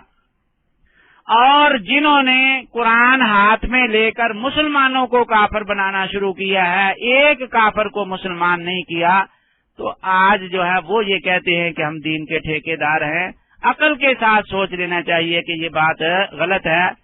एक नजरिया रखने वाले ऐसे भी हैं जो ये कहते हैं कि जी हुजूर सल्लल्लाहु अलैहि वसल्लम की अहादीस हुज्जत तो हैं, लेकिन 1400 साल का हमारे और उनके दरमियान में फासला आ गया है, तो इसलिए हमें पता नहीं है कि हदीस कौन सी सही है कौन सी ज़ईफ है। अब नकल करने वाले लोग जो हैं वो सच्चे भी हैं झूठे भी हैं, तो हमें सच और झूठ में इम्तियाज नहीं, इसलिए जो है वो हम इन हदीसों पर अमल नहीं करते। एक मुनकरे हदीस, उसने मुझसे यही पूछा, पहला सवाल ही ये किया कि जी हदीस जो है वो किस तरीके से हम तक पहुंचती है, किस वास्ते से पहुंची है। अब मैं समझ गया कि इसने कहना है कि इंसानों के वास्ते से है, इंसान सच्चे भी हैं झूठे भी हैं। मैंने इसका रास्ता ही रोकने के लिए कहा कि उसी वास्ते से पहुंची है जिस वास्ते से कुरान पहुंचा। अब जो है मैंने उसका रास्ता ही बंद कर दिया कि अगर हदीस गैर मोतबर है तो फिर कुरान को भी गैर मोतबर कहे। अब कहता है कि तू मुझे सही जवाब नहीं देता। मैंने कहा जवाब मैंने ऐसा दिया है कि सारी जिंदगी तू पछताएगा इसके ऊपर कि ऐसा सवाल मैं ना ही करता तो बेहतर था। तुझे अब कुछ आगे सूझता नहीं है कि मैंने तेरे सारे रास्ते बंद कर दिए, कि तूने ये कहना था कि रावी जो हैं वो इंसान सच्चे भी हैं झूठे हैं, तो मैं भी यही कहूंगा कि आखिर कुरान भी तो उन्हीं वास्तों से आया है। अगर कुरान काबिल एतमाद है तो हदीस काबिल एतमाद क्यों नहीं। कहने लगा जी 1400 साल का फासला है। अब हम जिम्मेदार देखते हैं कि पानी जो है वो कहीं पहाड़ी इलाके में साफ सुथरा जो है वो बारिश बरसी, पानी साफ सुथरा था, फिर नदी नालों के अंदर होता दरियाओं में पहुंचा, नहरों में आया, जब हम तक पहुंचता है तो वो अपनी असली हालत पे नहीं रहता। कोई 400 मील 200 मील का फासला तय करके आया है, उसके अंदर 1000 किस्म की जो है वो मट्टी है, तिनके हैं। तो जब पानी असली हालत के अंदर नहीं है तो हदीस 1400 साल का फासला तय करके आई है, तो पता नहीं उसके अंदर कितनी मैल कुचैल है, कितने तिनके पड़ गए। ये देहात में बैठे, वो टीचर था, देहात में बात हो रही थी, जिम्मेदार इकट्ठे थे। मैंने उन जिम्मेदारों से पूछा कि ये मास्टर साहब जो हैं वो इनकी भी जमीन है या नहीं। उन्होंने कहा है। मैंने कहा पहली बात तो ये है कि इनका ये नहरी पानी बंद कर दें, क्योंकि ये खालिस ही लेना चाहते हैं ना, खालिस आसमान से पानी इनकी खेती को सैराब करे, क्योंकि ये मिलावट वाले जिसमें तिनके मिल गए तो वो इनको पानी बंद कर दो। उसके बाद पता चलेगा कि सिर्फ पानी की वजह से जो है वो चीखता है, या अब हदीस भी मानेगा। फिर मैंने समझाया कि देखो ये पानी के अंदर तिनके हैं, लेकिन अल्लाह ताला ने फटकड़ी ऐसी पैदा की है, थोड़ी सी फटकड़ी पानी में डाल दो, सब सारा पानी 1 मिनट के अंदर साफ हो जाता है। अल्लाह तबारक व ताला ने इस उम्मत को भी ऐसी फटकड़ी दी है, अस्माए रिजाल का फन, कि उन्होंने एक एक तिनका जो है वो अलहदा कर दिया। अब हर रावी के बारे में जो है वो हमें पता है कि किसका हाफजा जो है जवानी में कवि था, बुढ़ापे में कमजोर हो गया, किसके चोट लगने के बाद हाफजा कमजोर हो गया, किसका अकीदा जो है अहले सुन्नत वल जमात के खिलाफ था, किसका अकीदा अहले सुन्नत वल जमात के मुवाफिक नहीं था। तो उन्होंने जो है वो ऐसी फटकड़ी अल्लाह ने अता फरमाई है कि एक एक तिनका जो है वो साफ हो चुका है। इसलिए अब सिर्फ अकली तौर पे वसवसे डालना जो है वो सही नहीं है। तो अल्लाह तबारक व ताला से यही दुआ है कि अल्लाह तबारक व ताला मुझे और तमाम सामईन और इसी तरह तमाम मुसलमानों को मसल के हक के साथ वाबस्ता रहने की तौफीक अता फरमाएं, और इस वक्त के जितने फितने हैं उनसे हमें बचने की तौफीक अता फरमाए। जो कट गए हैं अहले हक से, अल्लाह ताला उनको भी वापस आने की तौफीक अता फरमाए और तमाम मुसलमानों को मुत्तफिक मुत्तहिद करें। और याद रखें कि ऐसे फिरके जो है इनका मकसद यही होता है कि इस वक्त मुसलमानों को इत्तेहाद की जरूरत है। ऐसे फिरके जो हैं वो मुसलमानों को मुत्तहिद नहीं होने देते। तो ये यहूदियों की साजिशें हैं। अल्लाह तबारक व ताला इनको समझ के हमें इनसे बचने की तौफीक अता फरमाए। व आखिरु दावाना अल्हम्दुलिल्लाहि रब्बिल आलमीन, अस्तगफिरुल्लाह रब्बी मिन कुल्लि ज़ंब। जज़ाकुमुल्लाह हज़रत। माशाअल्लाह हजरत अक़दस मौलाना मुफ्ती मोहम्मद अनवर उकाड़वी साहब दामद बरकातुहुमुल आलिया ने आज डॉट फॉरम के इस खुसूसी प्रोग्राम में आप हजरात के सामने गामदी के फितने पर जो है वो हजरत ने बहुत ही जामे तरीन और सीर हासिल जो है गुफ्तगू की है। अल्लाह ताला हम सबको जो है अमल करने वाला बना दे। और एक एक बात जो हजरत ने की है, मैं ये समझता हूँ कि वो जो है बहुत कीमती है। तय नजर के हम अपने इस सिर्फ एक गामदी की टॉपिक को लें, क्योंकि ये गामदी जैसे जितने भी फितने हैं ये सब जो है वो मुनकिरीन हदीस के वही टोले हैं जो मुख्तलिफ अंदाज और मुख्तलिफ शिक्लों से जो है अवाम उन्नास को अवाम को जो है गुमराह कर रहे हैं। डॉट फॉरम का ये प्रोग्राम जो है अभी जारी है। मैंने हजरत से कुछ सवाल असल में लेने हैं, वो इंशाल्लाह अभी हम एक छोटा सा एक ब्रेक लेंगे। उसके बाद जो है जो वो सवालात हैं जो गामिदी की वेबसाइट, जो उनकी ऑफिशियली वेबसाइट है, वहां से जो है ये हमने कुछ सवालात जो है हमारे हजरात ने अहबाब ने जमा किए हैं और बड़े खतरनाक हैं। तो यकीनन उसका उन सवालात के जो मतलब मैं 2-4 जो है वो भी अर्ज कर देता हूँ, फिर ब्रेक के बाद हजरत से इनके जो है जवाबात लेंगे। जिस तरह वो ये उसने किया कि जी हम जिन्स परस्ती को जो है फितरती अमल, एक फितरी अमल जो है करार दिया है, और ये इस किस्म की चीजें वो जियो टेलीविजन पर जो एक आम एक अवामी एक चैनल है, और उसको जो है हमारे काफी जो है वो मुसलमान भाई और बहनें जो हैं अपने घरों में बैठते हैं और देखते हैं इस किस्म की, वो वहां पर जो है ये खुराफात जो है वो ये बयान करता है, अल्लाह माफ करे। और शराब के बारे में उसका वो है, शराब जो है हराम नहीं है।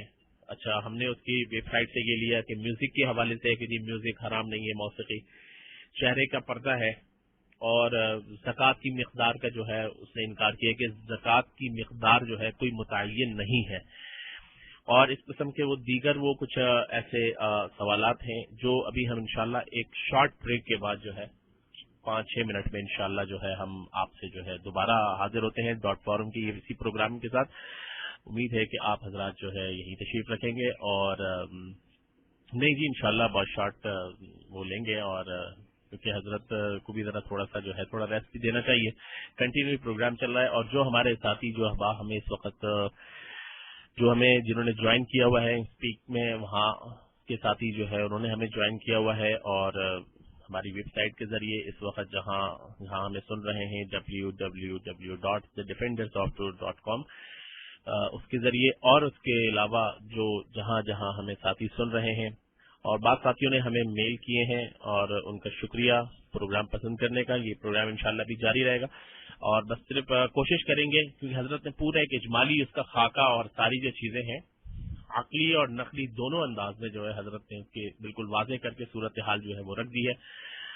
तो जी वेलकम जी। ये माशाल्लाह हमें मिडिल ईस्ट वाले लोग भी बहुत सारे हमें इस वक्त सुन रहे हैं जो इस वक्त यहाँ पॉल टॉक पे नहीं है, मैसेजेस उनके आ रहे हैं, उनको भी हम जो है इस प्लेटफॉर्म के खुसूसी प्रोग्राम में वेलकम कहते हैं। अगर आपका कोई इस मुनासिबत से कोई सवाल हो गामिदी मुनकरीन हदीस, क्योंकि असल जो हमारा एक बुनियादी मतलब जो टॉपिक आप कह लें वो है मुनकरीन हदीस के बारे में और गामिदी का जो है खुसूसी तौर पर हमने जो है उसकी कुछ जो उसकी अपनी चीजें जो उसकी अपनी वेबसाइट पर हैं या उसकी अपनी बयान करदा चीजें हैं और हजरत ने बड़ी जो अमीन इस्लाही के हवाले से जो बताया कि ये उनको जो है वहां पर फॉलो करता है। लेकिन मैं जो पता नहीं हो सकते मैं नाफिस अकल में जो मतलब बात आ रही है शायद ये अमीन इस्लाही से भी 2 हाथ आगे जो है, क्योंकि शायद अमीन इस्लाही ने इतनी ज्यादा जो उसकी वो जो चीजें हैं ये तो बहुत मतलब जो चीजें हम उसकी वेबसाइट पर या उसकी जो एक आम और आजकल मीडिया मैंने जिस तरह पहले बताया था कि मीडिया जिस तरह फास्ट है तो उसमें मतलब उसमें ये भी नहीं कह सकते आपके कोई सबकत लिसानी उससे हो गई हो और वो बड़े वसूख के साथ अपनी ये जो पॉइंट जो हम वो कर रहे हैं ये उनकी अपनी ऑफिशियली वेबसाइट पर जो है बाकायदा वो इस चीज की जो है वो करते हैं और इस किस्म के और दीगर कुछ सवालात हैं मेहदी के हवाले से हैं और वो तो हजरत ने बता दिया कि जो मुर्तद की सजा के हवाले से था, इसी तरह जो जानी के हवाले से जो सजा का जो है कि जो मसाइल थे वो तो हजरत ने बयान कर दी हैं।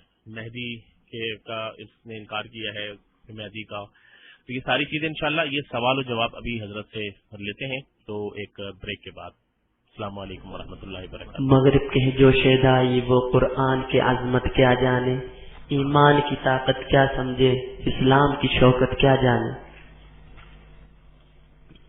मगरिब के जो शेदाई वो, मगरिब के जो शेदाई वो, कुरान के अजमत क्या जाने, ईमान की ताकत क्या समझे, इस्लाम की शौकत क्या जाने। मगरिब के जो शेदाई वो, मगरिब के जो शेदाई वो, कुरान की अजमत क्या जाने, ईमान की ताकत क्या समझे, इस्लाम की शौकत क्या जाने।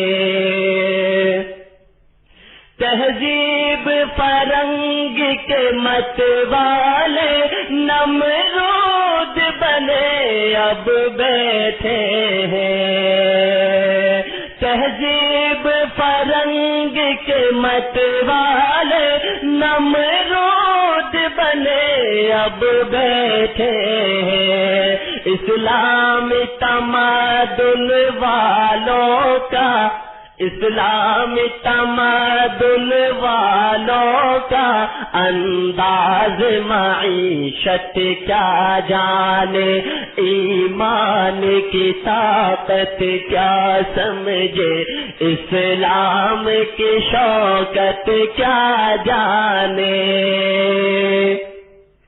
लंदन की हवा, पेरिस की फिजा, मॉस्को की गलियों कोचों में, लंदन की हवा, पेरिस की फिजा, मॉस्को की गलियों कोचों में, ये लोग सगे मजनून जा, ये लोग सगे مجنون جہاں احکام شریعت کیا جانے، ایمان کی طاقت کیا سمجھے، اسلام کی شوکت کیا جانے۔ دولت کی پرستاری میں کٹی ہے دل کی شب تاریک حیا، دولت کی پرستاری میں کٹی ہے دل کی شب تاریک حیا، رندان مائے عشرت ہے سب، رندان مائے عشرت ہے وہ سب، نسواں کے حقوق وہ کیا جانے، رندان مائے عشرت ہے وہ سب، نسواں کے حقوق وہ کیا جانے، ایمان کی طاقت کیا سمجھے، اسلام کی شوکت کیا جانے۔ مغرب کی غلامی کرتے ہیں، اسلام سے کوسوں دور پڑے، مغرب کی غلامی کرتے ہیں، اسلام سے کوسوں دور پڑے، وہ عقل و خرد کے بیگانے، وہ عقل و خرد کے بیگانے، احکام حدود کو کیا جانے، وہ عقل و خرد کے بیگانے، احکام حدود کو کیا جانے، ایمان کی طاقت کیا سمجھے، اسلام کی شوکت کیا جانے۔ انکار حدیث، انکار قرآن، تعلیم فرنگی کا ہے یہ اثر، انکار حدیث، انکار قرآن، تعلیم فرنگی کا ہے یہ اثر، جو لوگ ہیں اس کے پروردے، جو لوگ ہیں اس کے پروردے، احکام کی حکمت کیا جانے، ایمان کی طاقت کیا سمجھے، اسلام کی شوکت کیا جانے۔ وہ ظلم و ستم کے ہو گئے ہیں، دنیا میں کسی کا یار نہیں، وہ ظلم و ستم کے ہو گئے ہیں، دنیا میں کسی کا یار نہیں، وہ لوگ تو ہیں ایجاد پرست، وہ لوگ تو ہیں ایجاد پرست، ایمان کی دولت کیا جانے، ایمان کی طاقت کیا سمجھے، اسلام کی شوکت کیا جانے۔ اے اہل حرم ہوشیار رہو، ان فتنہ بروں سے دور رہو، اے اہل حرم ہوشیار رہو، ان فتنہ بروں سے دور رہو، ہے ان کے دلوں میں خوب سے نہاں، ہے ان کے دلوں میں خود سے نہاں، انصاف و صداقت کیا جانے، ایمان کی طاقت کیا سمجھے، اسلام کی شوکت کیا جانے۔ مومن تو اگر ہے مرد خدا، باطل سے نہ کر کچھ خوف و خطر، مومن تو اگر ہے مرد خدا، باطل سے نہ کر کچھ خوف و خطر، اسلام سے جو وابستہ نہیں، اسلام سے جو وابستہ نہیں، قرآن کی عدالت کیا جانے، اسلام سے جو وابستہ نہیں، قرآن کی عدالت کیا جانے، ایمان کی طاقت کیا سمجھے، اسلام کی شوکت کیا جانے، مغرب کے